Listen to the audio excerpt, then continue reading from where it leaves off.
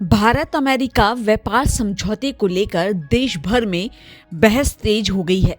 सरकार कह रही है कि किसानों के हित पूरी तरह सुरक्षित रहेंगे, लेकिन किसान संगठनों की चिंताएं भी कम नहीं हैं।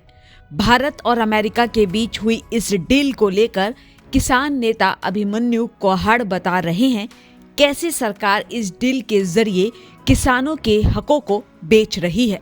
आखिर इस डील से फायदा किसे होगा और नुकसान किसका, आइए समझते हैं पूरी सच्चाई। भाई सारे किसान भाइयों ने सब हाथ जोड़कर राम राम सत श्री अकाल आदा। साथियों, पूरे देश में अब जो चर्चा चल रही है वो भारत अमेरिका के मध्य जो ये व्यापार समझौते का एक फ्रेमवर्क साइन होया है, इसके ऊपर चर्चाएं चल रही हैं और चर्चाओं के साथ साथ लोगों के मन में बहुत गहरी चिंताओं ने भी जन्म ले लिया है। खासकर किसान समाज के मन में बहुत गहरी चिंताएं खड़ी हो गई हैं।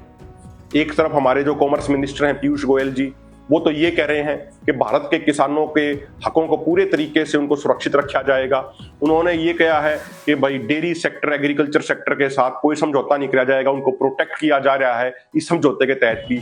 वहीं दूसरी तरफ जो अमेरिका की एग्रीकल्चर सेक्रेटरी हैं ब्रूक रॉलिंस, या उनके जो ट्रेड रिप्रेजेंटेटिव हैं, उनका ये दावा है कि इस एग्रीमेंट से अमेरिका के किसानों को बहुत ज्यादा फायदा होगा और अमेरिका के फूड और एग्रीकल्चर प्रोडक्ट्स को एक बहुत बड़ी मार्केट मिलेगी इंडियन बाजार के तौर पर।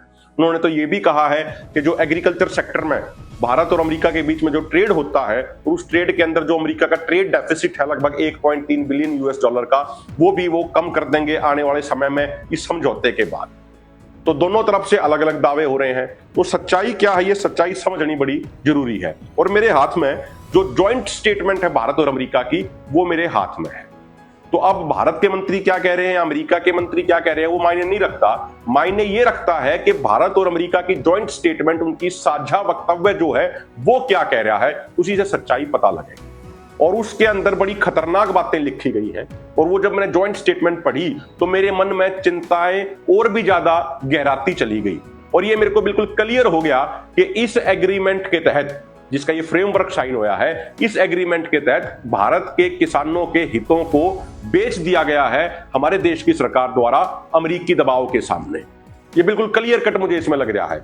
इसमें लिखा गया है कि इंडिया विल एलिमिनेट, मैं आपको एग्जैक्टली बता रहा हूं, इंडिया विल एलिमिनेट और reduce tariff on all US industrial goods and a wide range of US agriculture and food products. यानी हिंदी में अगर इसको समझे, इसमें क्लियर कट ये लिखा गया है कि भारत अमेरिका से आने वाले तमाम इंडस्ट्रियल गुड्स पे से टैरिफ है वो हटा देगा, जो उस पे यहां पे टैक्स लगता था वो बिल्कुल हटा दिया जाएगा, और wide range of US agriculture और फूड प्रोडक्ट्स पे से भी वो हटा दिया जाएगा। अब ये वाइड रेंज शब्द बड़ा खतरनाक है, क्योंकि वाइड रेंज के तहत तो आप कितने भी प्रोडक्ट्स को इसमें शामिल कर लो। आज 5 आपने दिखा दिए, कल 15 भी दिखा सको, कल 25 भी दिखा सको, तो ये तो कोई क्लैरिटी नहीं हुई ना। वाइड रेंज का मतलब तो ये होगा कि आप कुछ भी उसमें शामिल एक तरीके से कर सको हो। और जो महत्वपूर्ण बात उसमें कही गई है, सरकार ने जो ड्राई डिस्टिलरीज जो ग्रेन्स हैं वो अमेरिका से मंगवाए जाएंगे। मक्का तो अमेरिका से नहीं मंगवाया जाएगा, लेकिन एनिमल फीड अमेरिका से जरूर मंगवाया जाएगा, जिसमें मक्का भी इस्तेमाल होता है। रेड शोरगुम, लाल जवार भी अमेरिका से मंगवाई जाएगी।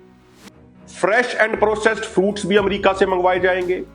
इसके अलावा सोयाबीन तो अमेरिका से नहीं मंगवाओगे, लेकिन सोया ऑयल अमेरिका से जरूर मंगवाया जाएगा। यानी ये एग्रीमेंट बड़ा खतरनाक एग्रीमेंट है, और ये एग्रीमेंट भारत के खेती किसानी को पूरे तरीके से बर्बाद कर देगा।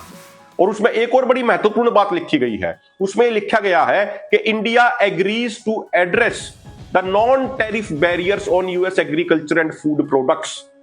हिंदी में आपको बताऊं तो भारत इस बात के लिए तैयार हो गया है, भारत इस बात पे चर्चा करने के लिए तैयार हो गया है कि जो अमेरिकन एग्रीकल्चर और फूड प्रोडक्ट्स पे से के ऊपर जो नॉन टैरिफ बैरियर लगाए जाते हैं उनको हटाने के लिए।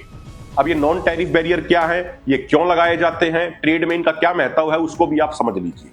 नॉन टैरिफ बैरियर है जैसे एंटी डंपिंग लॉ है, वो भी नॉन टैरिफ बैरियर है। यानी मान लीजिए कोई दूसरा देश किसी फसल को हमारे देश में बहुत बड़ी मात्रा में भेजना चाह रहा है, यहाँ पे अपना एक्सेस प्रोडक्शन को डंप करना चाह रहा है, तो उसको रोकने के लिए एंटी डंपिंग लॉ लगा दिया जाता है, और वहां से कोई चीज अगर आती है तो उस पर रोक लगा दी जाती है। बाहर से अगर कोई प्रोड्यूस आता है उसके ऊपर एक कोटा सेट कर दिया जाता है, एक लिमिट सेट कर दी जाती है कि भाई इससे ज्यादा ये नहीं आएगा, वो भी नॉन टैरिफ बैरियर के तहत आता है।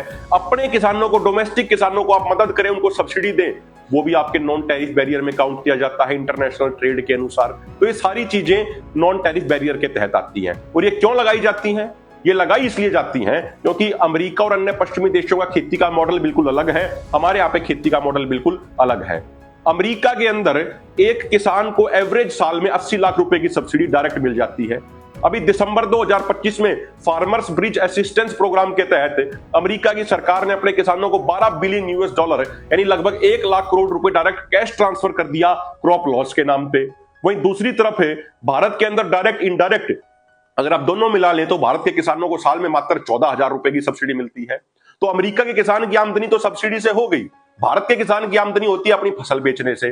तो ऐसे हालात में जब अमेरिका के किसान की आमदनी सब्सिडी से हो गई तो वहां की कंपनियां, वहां की सरकार बहुत कम रेट में अपना एग्रीकल्चर प्रोड्यूस वहां के किसानों से खरीद लेती हैं और उन किसानों को उससे कोई फर्क भी नहीं पड़ता क्योंकि उनकी आमदनी तो सब्सिडी से हो चुकी है। फिर उसको वहां से खरीद के वो भारत जैसे विकासशील देशों की मार्केट में डंप करने का प्रयास किया जाता है। और यदि अमेरिका के एग्रीकल्चर या फूड प्रोडक्ट्स यहां आते हैं और यहां आने के बाद उनका प्राइस, उनकी कीमत हमारे यहाँ के डोमेस्टिक एग्रीकल्चर और फूड जो हमारी चीजें हैं, प्रोडक्ट्स हैं, उससे कम होगा तो फिर हमारे यहाँ के एग्रीकल्चर और फूड प्रोडक्ट्स को कौन खरीदेगा भाई? फिर तो एक कोई आदमी ये कहेगा कि भाई अमेरिका से आया हुआ है, ये सस्ता है, इसको खरीद ले।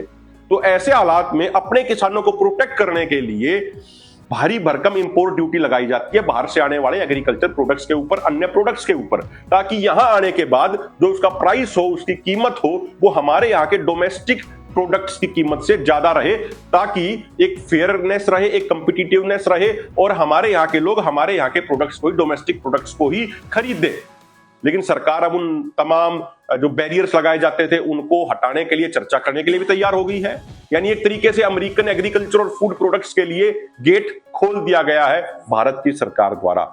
और मैं बड़े दुखी मन के साथ ये कह रहा हूं और मेरे अंदर इस चीज को लेकर बहुत गुस्सा भी है कि इस तरीके का एक गलत एग्रीमेंट साइन किया गया।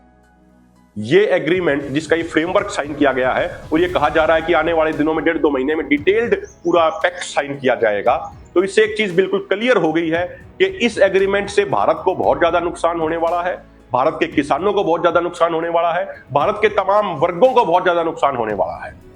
भारत की सरकार ने, हमारे देश की सरकार ने अमेरिकी दबाव के सामने भारत के किसानों के, भारत के मेहनत कशों के हकों को बेचने का काम किया है।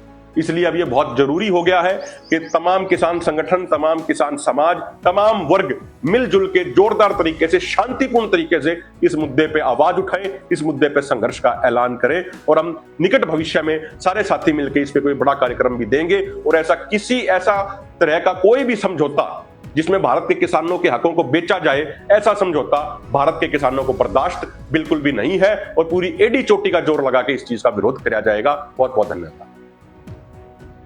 सर का पसीना जब माथे को आता है वो किसान है जो अपने दम पर फसल को उगाता है।